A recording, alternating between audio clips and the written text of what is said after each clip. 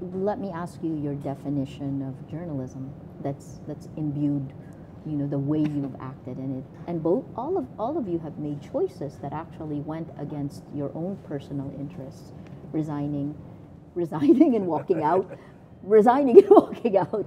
You know what? How do you? What are these values? What is the mission?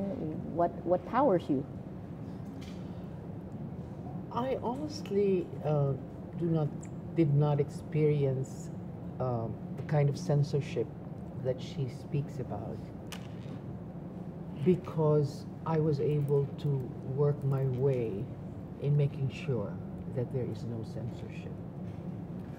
If there was pressure at all from the advertiser, I would painstakingly ask the people I was working with for me to speak to the people who wanted some requests from advertisers as far as whatever it is, no?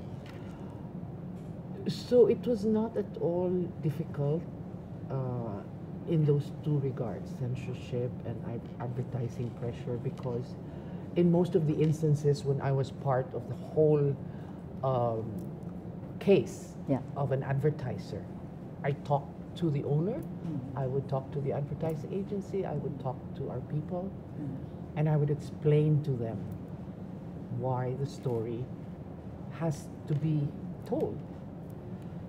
So I have not had a difficulty where I was overruled, because I remember most of the times I would say, sir, or whoever it was I was talking to, the owner or the advertiser, there are just two things. After we talked here, I said, two things will just happen. Either I am fired or I quit. So it ended there, and I was not fired. And my irrevocable resignation happened on the Marine Corps experience, because that to me was totally different. It shattered my whole being. Yeah. When you make a mistake, you're the face, you're the boss.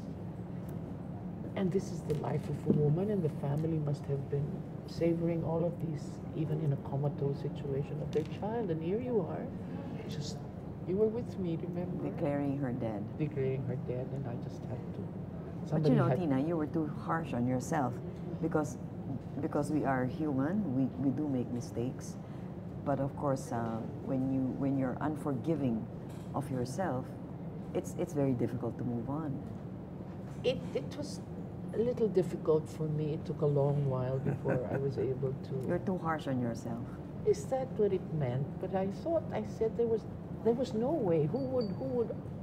Of course, the network let go of some people who were found to have been Behind it. Yeah. But I had to do it. I could not, the trauma. I could not face. I said, how can I look at the camera and show my what kind of a posture I would have when I delivered the news, when you know that this woman, yabang nito, nagkamali naman ito. So I couldn't take that. Gauging on the values that drove you there were what? The values that drove me there is when you make a mistake, you own up to it. You are responsible for that network. You are accountable. You are accountable. I think that's the key factor there. Yeah. Accountability is very important. Yeah. When I say that you're too harsh on yourself, because everybody makes mistakes. Yeah. Nobody's perfect. You've been in the industry for so long. It's impossible for you not to fall into some kind of a trap like that. But accountability is the overarching characteristic that should be imbued in every journalist. Yeah. Take responsibility for what you said, for what you did, for the story that you put out on the air. And if you're wrong, accept it and don't paper it over. Yeah. Don't make excuses for the mistakes that you make.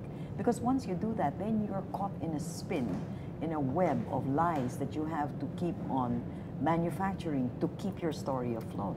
But the moment you say, it's my fault, that ends the whole controversy.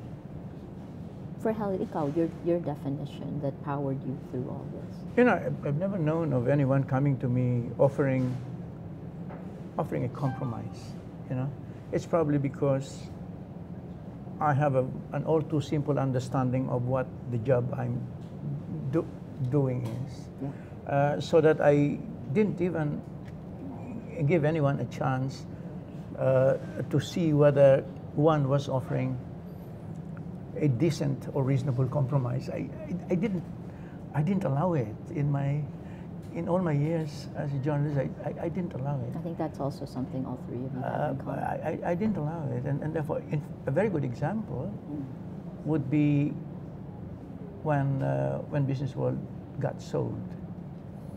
Immediately knowing the power taking over, I wrote immediately a letter of resignation, effective on the day of the takeover, and this is the MVP and group because of it was companies. it was clear to me that this was the end of an era, and that I would have problems working with owners who happen to be spread thin across the critical industries of the country, and the only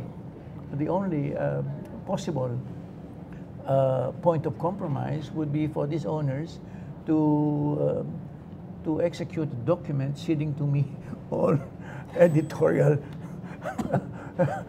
power of editorial judgment, which they wouldn't do. So it could be a simplistic understanding of my own profession, possibly, but that has been that's what I've been.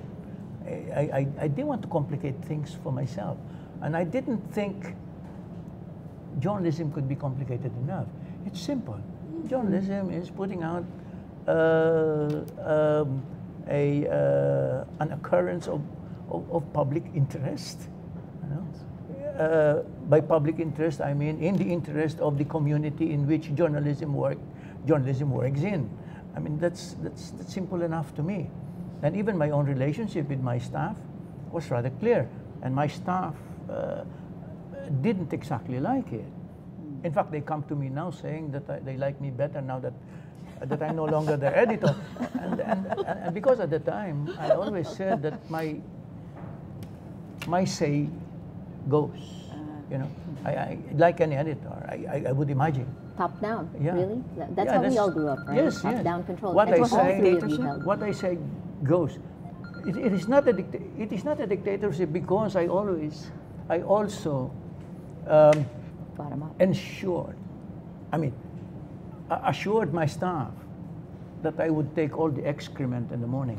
I wouldn't have anyone. You won't pass it on. Yeah, I wouldn't pass it on. That was how it was. And given again the nature of the business, I thought one leading a news organization should be as bold as that. That's what I thought anyway.